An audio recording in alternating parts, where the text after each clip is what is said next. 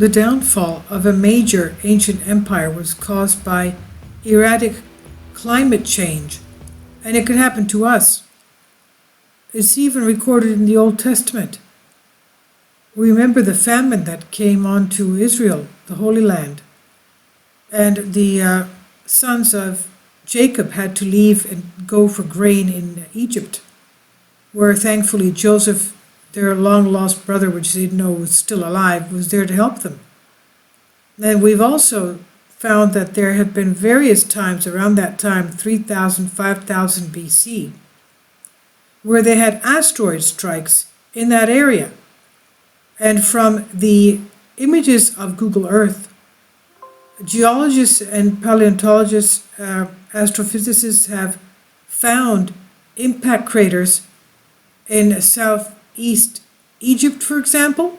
In 2004, they went there and they did field trips, and they found that there were asteroid strikes which caused earthquakes and volcanic eruptions, and no doubt a change in the weather. The same thing happened in 2014 when another team found, from Google Earth images, another asteroid strike in what is today Iraq. And no doubt all these things changed the atmosphere. Now, we don't know if it was just about the same time or different asteroid strikes, but they were struck in the area in the time span of around 3000 BC. And the records of ancient Egypt show that there were great famines even in Egypt, not only in the Holy Land. And we have the fat cows and the lean cows, remember, are all recorded in the Old Testament. Now, climate change managed to bring down one of the most powerful empires the world ever saw. Experts say it should serve as a warning for us, for our future. This is by Sean Martin on Express UK. It was the Babylonians and the Assyrians, the Neo-Assyrian Empire from the Iron Age. They ruled much of the Middle East from 911 BC to 609 BC, and the archaeologists and historians were stunned by their sudden rise and fall from grace, and it took a matter of decades. It's assumed that their warmongering tendencies eventually got the better of them, but new research reveals that it was climate change that played a very huge part in their downfall. The study also found how dramatic climate change played part in helping the Neo-Assyrian Empire become one of the strongest empires the world had ever experienced because of the fact that they lived in a very fertile valley. Analyzing stalagmites from the Huma Bay cave, which is near Nineveh, northern Iraq. You remember Nineveh? That was the city that was supposed to be destroyed because of the wickedness of the people, but the prophet Jonah told them to change their ways, and they did, and they were saved. That was the city. All right, so it's in northern Iraq. Researchers were able to examine heavy and light isotopes of oxygen. These isotopes offer a glimpse into the past, what their climate was like. Researchers were able to see that during the beginning of this Neo-Assyrian Empire, 900-something AD, BC, the Middle East was going through a very unusual wet period. The heavy rainfall did allow the crops and agriculture, of course, to flourish abundantly, and that created a stable and strong urban environment economy in which the empire was built.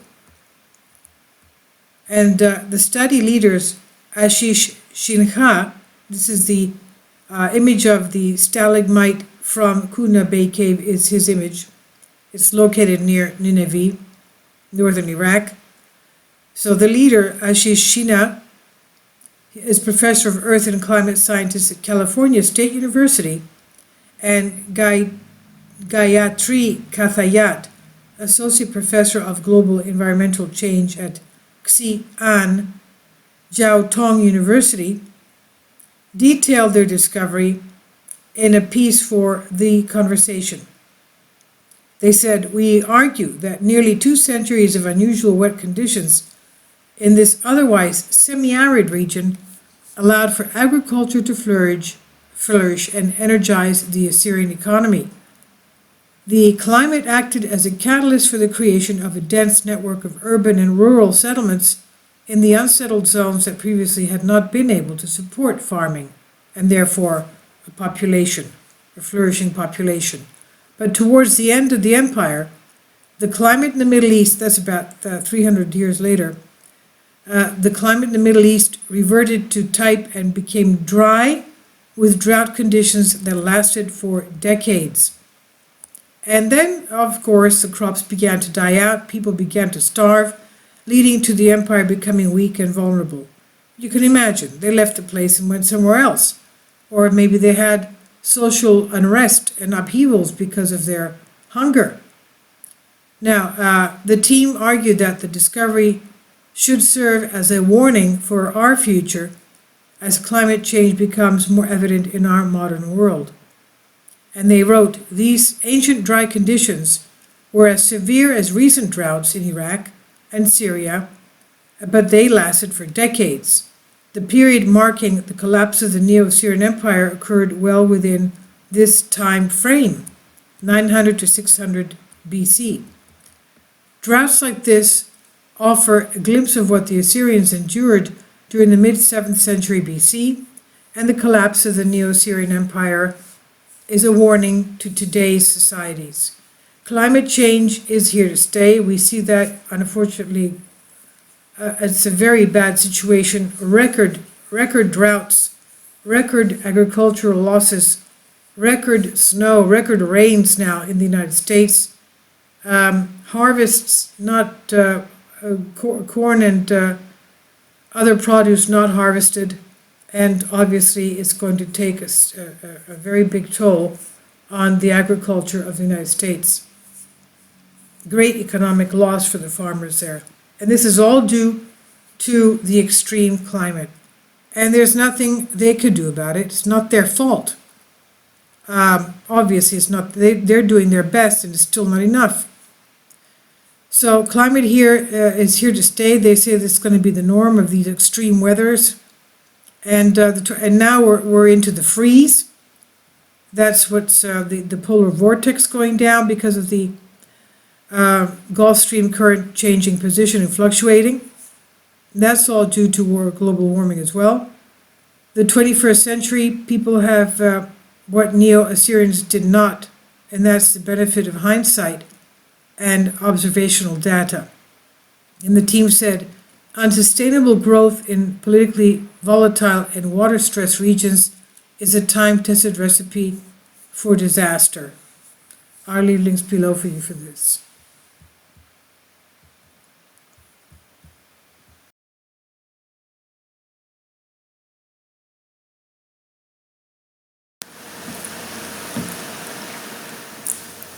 If you'd like to join me on my Patreon account, you will hear content not covered by mainstream media. These riveting stories will be based on my research, and I will state my opinions and give my personal insight on diverse and controversial subjects and world events not covered by mainstream media, and not supported by YouTube guidelines. So whatever I have on my Patreon, most of those will not be on my YouTube channel. Please consider becoming a member today. More of the most significant and important videos will be on my Patreon channel. Your support helps me to continue my research and keeps this YouTube channel alive. And we depend on your support, your generous charity, because we help economically challenged families here in Athens, Greece, in Kapota, and we also help the young generation with university tuition and the community around our church. Thank you.